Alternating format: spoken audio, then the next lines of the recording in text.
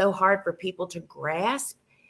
But I'm telling you, friends, and I'm telling you, there's a whole other book in this. Going from high production to the smaller garden, I mean, I'm trying to beat myself to not plant as much. I am learning the reason I had so many flowers was because we cut so many flowers all the time on a regular basis. Now we don't cut quite as hard because I don't have the demand. I have 4 buckets of flowers sitting over there that have nowhere to go. I mean, I gift and do all that stuff, but first off, you have to have time to actually do all that stuff too. But what I'm learning out in my garden is the patches that kind of peter out, the way I hear people complaining to me their gardens do. Guess what? It's because they don't cut twice a week, cutting deep and cutting hard. I don't care if you don't have somewhere for your flowers to go. You got to cut them if you want flowers next week.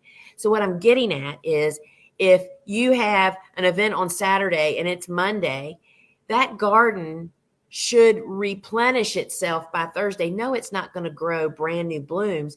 But if you look under the understory of the blooms you're cutting today, there are buds just sitting there waiting for their chance to shine and bloom.